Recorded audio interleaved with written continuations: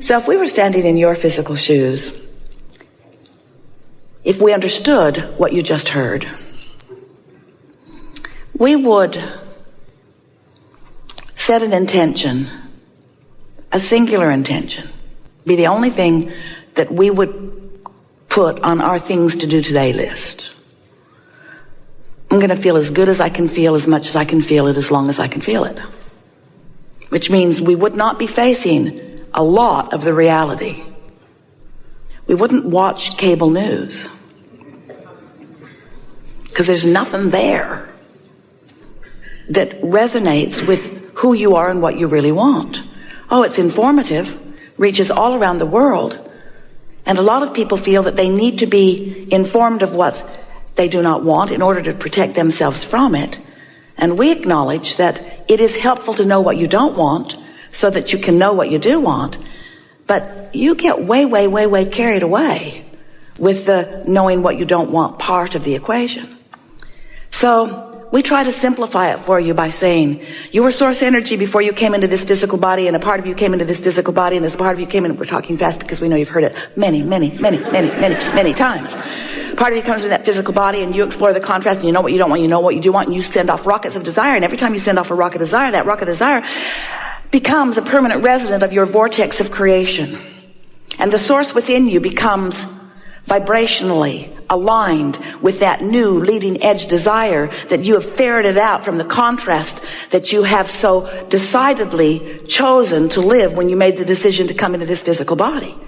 So you've launched a rocket of desire, but you've done more than that. From your physical format, you have caused the larger part of you to expand, and the larger part of you, that inner being part of you that was you before you were you in your physical body, that still is you even though you are in this physical body, this non-physical counterpart, this inner being, this source part of you has evolved because of what you've just lived. And as that part of you has evolved because of what you've just lived, now you have a choice of whether to keep up with that evolution or not. And that's what your emotions are. The better you keep up with the expansion that you have carved out of this life experience, the better you feel. But if you launch rockets of expansion, and the source within you becomes the equivalent of that expansion that you've asked for, and you stay focused upon the problem that caused you to launch the rocket, then there's a vibrational gap between you and you that you feel in the form of emotion. But that's okay, because that's step one. You knew that that was essential. You knew that it was necessary to know what you don't want in order to know what you do want. And you also knew that it was logical for you to be more of a vibrational match to what is than to what is coming next, because what is has a lot of your attention. Have you noticed? Because you can see what is, and you can hear what is, and you can smell what is, and you can taste what is, and you can feel what is. It's so real. It's why you want to call it reality. This is real. We say, yes, but it's temporary, and it's the bouncing off place from where you are. So if you sift through the real reality of what you are living, and you look for the best parts of it, and you hold the best parts of it as your object of attention, so that the vibration that you are offering chronically is about that, then your point of attraction allows you to receive more and more and more and more and more of those things that you have been asking for. So for a while, we've been telling you about step 1, step 2, step 3. Step 1 is you sift through contrast and you ask. And step 2 is, since you've launched that rocket of desire, source has become the equivalent of it. In other words, when you ask, it happens immediately, what you ask for. But step 3 is, you have to find a way of not just for a moment, not just for a flash, not just in an odd moment of influence by someone else, but you have to find steady, chronic resonance with what you're asking for. In other words, you can't want more money and feel resonance with lack of money and get more money. You got to feel resonance with more money. And our physical friends say, well, thanks a lot. Give me some money and I'll resonate. We say, we know you want the reality first and the resonance later, but that's not the way it works. And often you say, well, I don't know for sure that that's true, Abraham, because I don't think I was being that deliberate about a lot of things in my life. And yet well-being pretty much surrounds me on lots of subjects. And we say that is because the well-being is the dominant part of that which you are about. It's natural for well-being to follow you. You had a lot of well-being resonance going before you even made your entrance into this physical body. That carries you, it does. But when you become deliberate about your vibration, when you deliberately offer your thoughts because you care about that resonance, now you're really cooking. Now you are a deliberate creator. Now you have so much control about what happens around you. And now, and only now, does life begin to really be pleasurable for you, because it takes all of the mystery out of it. It takes all of the chance and luck stuff away. It makes you understand that you can find a position after you've sorted through life, and you can deliberately hold to that vibrational position, and law of attraction will support that position with manifestational, actualized, see it, hear it, smell it, taste it, touch it, evidence. So we like it that you want to be the deliberate creator of your experience, because whether you know it or not, you are the creator of your experience. And a lot of people are doing a lot of that creation by default. They're just offering vibrations all over the place, and law of attraction is responding to it, and they like some of it and they don't like some of it. But the point is, they talk about all of it. So as you're talking about wanted, that's good. But as you're talking about not wanted, not so good, because all of it practices a vibration. And sometimes, without even meaning to, you practice a vibration that causes that step 3 part, that allowing part, not to happen. Oh, you want it. You want it so much. You want it so much, and Source has delivered it so fully, but you're not seeing it. You're not realizing it. It's not evidential to you yet because you're vibrationally off signal. Esther and those back at the office in San Antonio had a really wonderful experience in the last couple of months, because there's a beautiful water feature there. It's man-made. The well pumps the water up to the headwaters, and then it flows down a beautiful stream with some falls and trickles into a big pond down at the bottom. And there's a filter that filters it and keeps the water clear and keeps the fish in the pond happy. But it wasn't filtering, and the pond was not clear, and the fish weren't happy. Something was wrong. And so the pool people came out, and they just assumed that there was something wrong with the filter, so they put a bigger, stronger one in, but it just worked harder and harder, and the pond was still not clearing. The pressure was building in this tank, way more than it should have been. Esther went into the pump house and didn't want to stay, because it felt to her that that pump was about to blow up, and she didn't want to be in there with it when it did. She could just feel the strain in its efforting to get the job done, but there was something that was keeping it from doing its job. So then it was discovered that the pond pulls water from the bottom, comes through pipes into the filter. Filter was calling it in, filter was filtering it, and trying to put it back into the pond through some other pipes, but those pipes were completely clogged. Caliche had built up in them, very hard Texas soil. It becomes almost concrete-like. And so several men for several days with several different tools tried to clear out those pipes, chisel away, put the plumber's snake in them. It was obvious that that was not going to happen.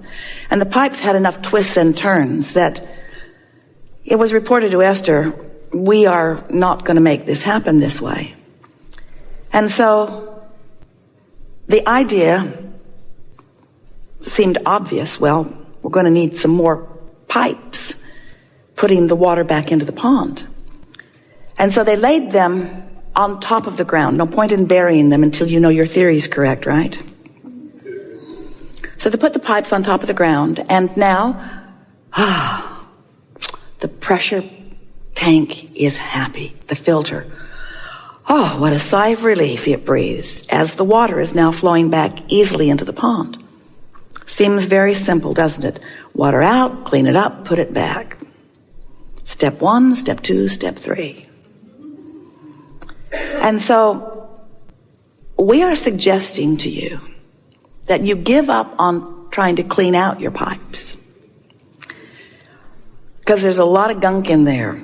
And a lot of it's been there for a long time, and it's hardened. It's become immovable. But you could lay some new pipes. You could lay new plumbing. You could put new inlets. You could much more easily just establish some new ideas about some new things. And you'll discover on those new ideas that when you ask, it is given. And in your absence of clogged pipes, what is given is recognized by you, is revealed to you, is realized by you, is experienced by you very, very quickly. And this is our way of saying to you, rather than coming to a gathering like this with things that you are aware of that are not working as well as you'd like them to, with issues that you want to discuss, if you will start with new things that you have not yet clogged your pipes about, you will allow these universal laws to deliver to you results of your clear thought, and you will begin to feel your true power. That's the only way that we know that our human friends, we love you so much, can begin to know their worthiness. Because when you ask and it feels like it isn't given, you stop feeling worthy. You start trying to explain why you're asking and not getting when it looks like that one's asking and getting and that one's asking and getting. And then you make up the most ridiculous explanations of why you're asking and not getting. I was bad in a past life. I wasn't born to the right people. I didn't follow my religion carefully enough. I'm being punished by God. I'm being cursed by. And all it is you clogged up your own pipes. That's all it is. You practiced thoughts, and you practiced them long enough that they became chronic thoughts or chronic beliefs. Beliefs are just thoughts that you keep thinking, vibrational patterning. So when you say, I want that, you also say, but it's not likely. I want that, but it won't come. I want that, but I've never had it. I want that, but I hardly know anybody that has it. I want that, but the government's in the way. I want that, but my mate's in the way. I want that, but my kids are in the way. I want that, but I don't know what to do. I want that, but I'm lost. I want that, but I'm tired. I want that. So you just keep clogging your pipes, not even knowing you're doing it, because after all, you're telling the truth. You're facing reality. But it's true. But it's true, Esther would say to us. Abraham, but it's true. And we would say to her again and again, we know there are a lot of things that are true. And if you're using the truth of it as your criteria to give it your attention, you're clogging your pipes with all kinds of truths that are preventing you from the truths that you want to live. It's just a matter of what you're giving your attention to. It's all about the amount of airtime that you're giving to whatever you're giving your attention to. So when you want something and you talk about why you want it, or how it might feel when it comes, or how you believe that it could come even though it isn't here yet, that's not pipe clogging. That's laying new avenues for what you want to flow to you. But when you explain why you think things aren't working out for you, every word you speak puts a little more caliche in your pipe. And we don't care where you live. Puts a little bit more of that obstacle in your way. So we like that analogy. Like all analogies, there is no perfect analogy. But we want you to realize that you are the creator of your own reality, and that you get to choose what you are giving your attention to. And the more choices you make that feel good when you make them, the clearer your flow. And the more easy it is for you to be in the vibrational place to feel the inspiration so that what you want can begin to flow into your experience. You know how it works? That you ask, and it becomes a vibrational reality first. Our physical friends say, well, that's not very exciting to me. I don't want a vibrational reality. I want a real reality. I want one that I can experience with my physical senses and that others can observe as they look at me.